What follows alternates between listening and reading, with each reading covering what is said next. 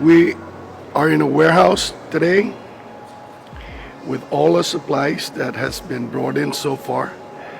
It wasn't easy. It was very difficult to get all these things put together, from PPEs, gowns, and test kits from different parts of the world.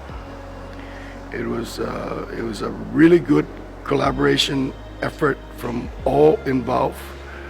The task force, even our private businesses have come through. Sourcing these supplies in either Asia or mainland United States was a challenge. And not only do we have to source it, we have to make sure that we put together the logistics to bring all these supplies in.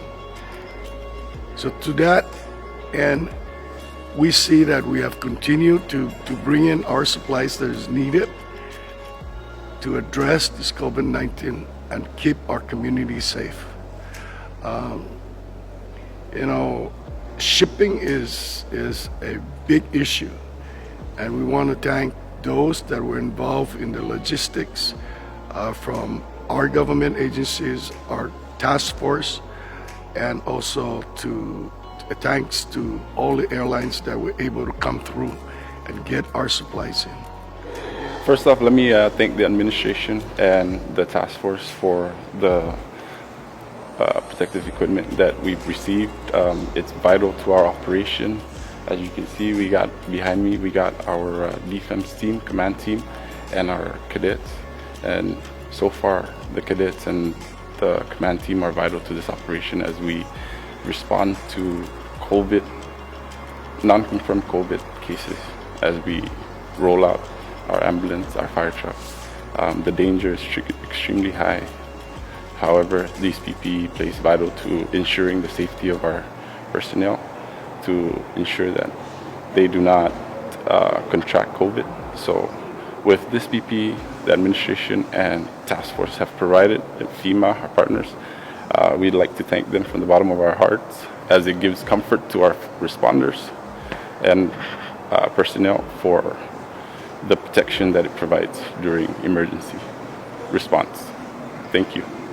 As we continue our fight against the coronavirus, we're very thankful that PPEs for our officers who are actually in the front line, responding to incidents whenever it's requested for assistance, that the administration, the task force has brought in these equipment that is badly needed by our officers who are responding to their incidents that require their assistance and the assistance of medical team.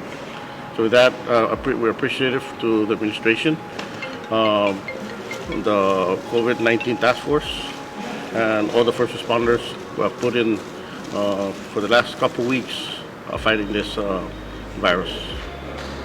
We're very thankful, most especially for the guidance of the governor, lieutenant governor, and the COVID-19 task force for bringing over the PPEs. Most important is for our officers, especially our officers deal with the public and also dealing with the inmates on a day-to-day basis.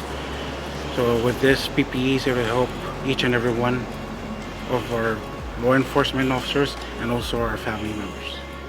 Having these PPEs here will definitely help our healthcare workers. It's the protection of the healthcare workers. You would never want to have to decide whether or not to use or reuse a PPE, and having adequate supplies is very essential to our staff who are providing the healthcare services to our patients, and even especially on the community-based testing, where we have our staff using PPEs as well as other individuals that are part of the task force, making sure that they're adequate.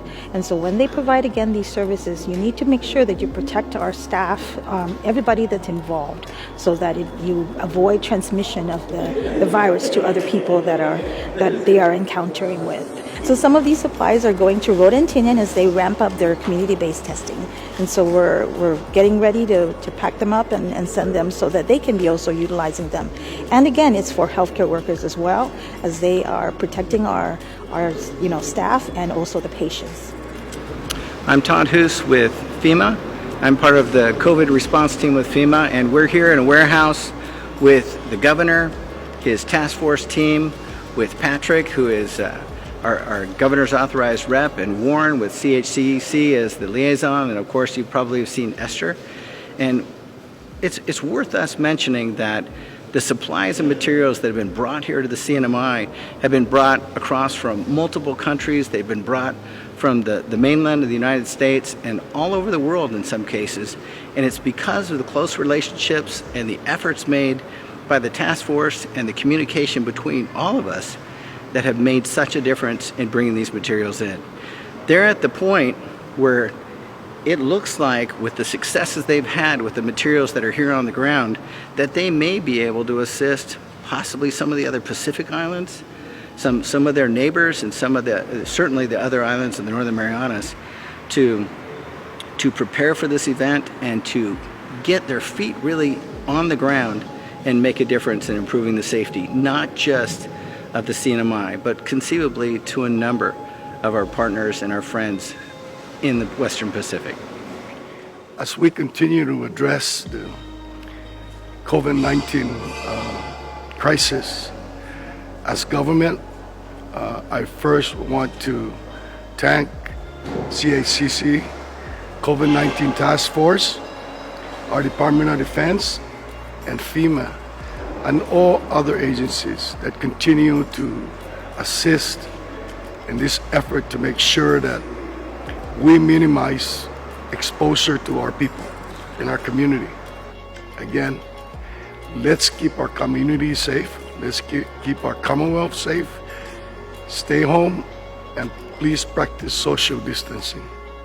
We are Mariana Strong.